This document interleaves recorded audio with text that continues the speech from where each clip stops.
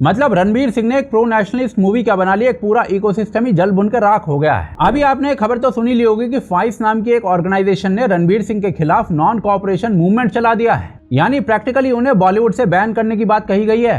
मैंने इतनी बड़ी जब फिल्म 250-300 करोड़ की फिल्म बनती है तो कम से कम प्री प्रोडक्शन का खर्चा बहुत होता है। So they have spent 45 crore on the pre production. 3 weeks before the unit is supposed to leave for the shoot, he withdraws from the film. It's a wrong trend, and Federation is very serious about protecting people who are responsible for running this industry and giving so many jobs to people.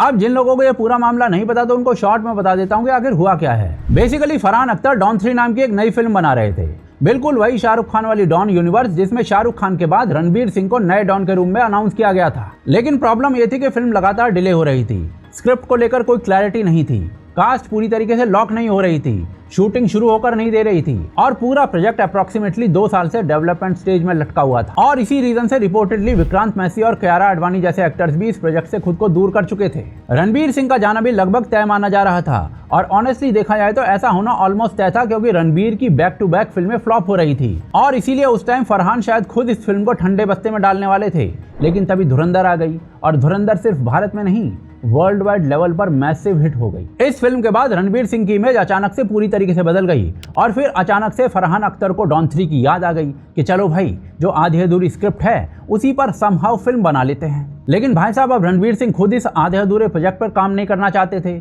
और इसी कारण से reports आने लगी कि constant delays और unstable production के कारण से रणबीर सिंह प्रोजेक्ट से बाहर हो गए हैं। और इसके बाद फरहान अख्तर फाइस के पास गए और फाइस नाम की इस ऑर्गेनाइजेशन ने रणबीर सिंह के खिलाफ एक्शन ले लिया। वो बात अलग है कि इस पे रणबीर सिंह का अभी तक कोई रिएक्शन नहीं आया है। अरे मेरे घंटे का जल्लाद। और अब जरा इस पूरे बैन की टाइमिंग को देखिए।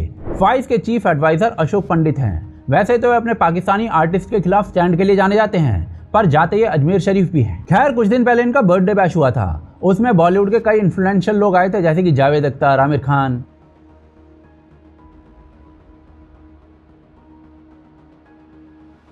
और इसी के इमीडिएट बाद फरहान अख्तर जो कि जावेद अख्तर के बेटे हैं वो रणबीर के खिलाफ कंप्लेंट डाल देते हैं और फाइस एक्शन ले लेती है। अब देखिए पर्दे के पीछे क्या हुआ है क्या नहीं ये तो कोई नहीं जानता, लेकिन इतना जरूर है कि फाइस का ये पूरा बैन ना जस्टिफाइड लगता है और ना ही लीगली स्ट्रॉन्ग। चलिए आपको समझाता हूँ कैसे। देखिए पहली बात, एक एक्टर का किसी फिल्म को छोड़ देना कोई पहली बार नहीं हुआ है, वो भी एक ऐसी फिल्म का जो 2 साल से अपनी स्क्रिप्ट और फुल स्टार कास्ट तक फाइनलाइज नहीं कर पाई हो। और भाई इन 2 सालों में मेकर्स क्या कर रहे थे? स्क्रिप्ट फाइनल नहीं है, कास्ट लॉक नहीं है, शूट नहीं है, क्लैरिटी नहीं है। अगर स्क्रिप्ट अधूरी है तो प्रोजेक्ट ही अनस्टेबल है, तो एक्टर का सबसे बेसिक राइट हो जाता है कि वो प्रोजेक्ट को छोड़ दे ऐसे में। और भाई अगर एक्टर को ये राइट भी नहीं मिल रहा तो उसे एक्टर नहीं कॉन्ट्रैक्ट स्लेव कहिए। और डॉन 3 को छोड़ दीजिए, बॉलीवुड में एक्टर्स का फिल्म छोड़ना कोई नई बात नहीं है। सलमान खान ने संजय लीला भंसाली की इंशाअल्लाह बीच में छोड़ दी थी। इतना बड़ा प्रोजेक्ट बंद हो गया लेकिन फाइस का कोई बैन नहीं आया। ऋतिक रोशन शुद्धि छोड़कर निकल गए, इसमें भी फाइस की तरफ से कोई बैन नहीं लगा। कार्तिक आर्यन दोस्ताना 2 में 20 दिन का शूट करके अचानक से मूवी छोड़कर निकल लिए, फाइस को इसमें भी कोई आपत्ति नहीं लगी। शाहरुख खान रिपोर्टेडली सारे जहां से अच्छा से बाहर हो गए, इंडस्ट्री में अनप्रोफेशनल तक बोल दिया गया, लेकिन कोई फाइस का बैन नहीं आया। अक्षय कुमार स्केड्यूलिंग इश्यूज के कारण फिल्म छोड़ते रहे, इसमें भी फाइस का कोई बैन नहीं लगा। जॉन अब्राहम धूम 3 नेगोशिएशन से स्क्रिप्ट इशू के बाद बाहर हो गए, इसमें भी फाइस ने कोई एक्शन नहीं लिया। करीना कपूर कहो ना प्यारे छोड़कर निकल गई जबकि फिल्म शुरू हो चुकी थी, कोई एक्शन नहीं लिया। तो भाई साहब ऐसे में सवाल सिंपल है, जब बाकी सबके लिए रूल एग्जिस्ट नहीं करता है तो अचानक से सिर्फ रणबीर सिंह के लिए रूल कहां से आ गया? जो रूल सिर्फ एक आदमी पर लागू होता है उसे नियम नहीं कहते, उसे निशाना कहते हैं। और दूसरी बात यह है कि फाइस के पास किसी को लीगली बैन करने की अथॉरिटी ही नहीं है।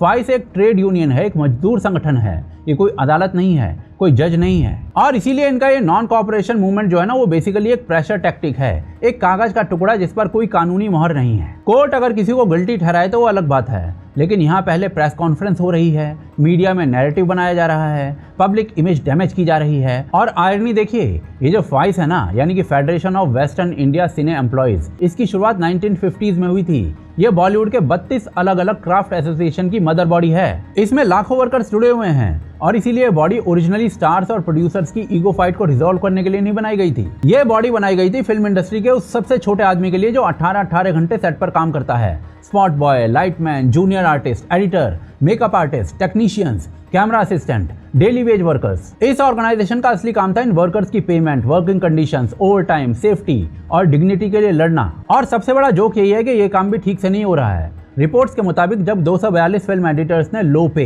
पेंडिंग पेमेंट्स और टेरिबल वर्किंग कंडीशंस की कंप्लेंट की थी, तब फाइस ने लगभग 3 साल तक कुछ बड़ा नहीं किया। वर्कर्स अपनी प्रॉब्लम को लेकर घूमते रह गए, लेकिन जैसे ही फरहान अख्तर ने रणबीर सिंह के खिलाफ कंप्लेंट की तो फाइस जो है वो अचानक से हाइपर एक्टिव हो गई है। Press conference, directives, headlines, morality lecture सब शुरू हो गए हैं। यानी कि वर्कर्स की बॉडी वर्कर्स के लिए स्लो है और इलीट प्रोड्यूसर्स के लिए बहुत फास्ट है। और ऊपर से 45 करोड़ के डैमेज वाली कहानी।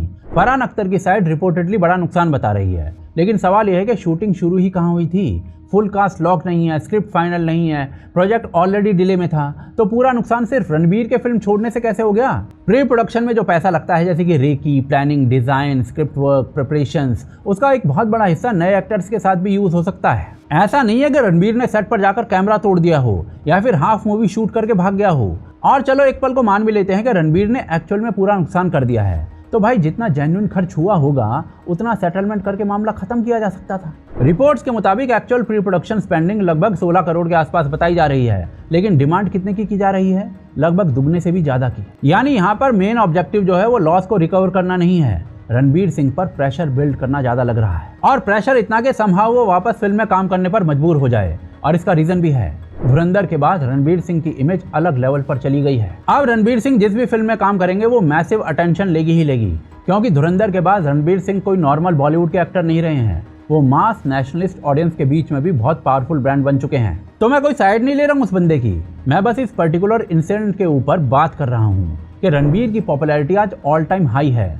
और उसी का फायदा उठाने के लिए एक बंद पड़ी फिल्म को फरहान अख्तर उठा कर ले आए हैं। और रणबीर सिंह को पता है कि एक फिल्म जिसकी स्क्रिप्ट तक ढंग से नहीं लिखी गई है वो उसके करियर के लिए ठीक नहीं है, तो वो उसमें काम नहीं करना चाह रहे हैं। एंड अगर आप मेरा पर्सनल व्यू पूछो तो ऑनेस्टली ये पूरा मैटर डॉन 3 से कहीं बड़ा है। ऑडियंस बदल रही है, नेशनलिस्ट फिल्में पिछले कुछ सालों से मैसिव कमर्शियल सक्सेस रही हैं और यही चीज बॉलीवुड के इलीट इकोसिस्टम को अनकंफर्टेबल कर रही है। रणबीर सिंह ने डॉन 3 छोड़ी, ये बात ठीक है, कॉन्ट्रैक्चुअल डिस्प्यूट हो सकता है, क्रिएटिव डिफरेंसेस हो सकते हैं, आप इस पर इन्वेस्टिगेशन कीजिए और लीगल रूट लीजिए, लेकिन रणबीर पर बैन लगा दो और सेम काम जब बाकी स्टार्स करें तो कुंभकर्ण की नींद सो जाओ, तो इसको कैसे जस्टिफाई करोगे भाई? असल में बॉलीवुड के अंदर सबसे बड़ा क्राइम फिल्म छोड़ना नहीं है, सबसे बड़ा क्राइम है उस इकोसिस्टम से बड़ा हो जाना जो सालों से डिसाइड करता है कि कौन स्टार बनेगा और कौन नहीं। और शायद धुरंधर के बाद रणबीर सिंह से वही बड़ी गलती हो गई है।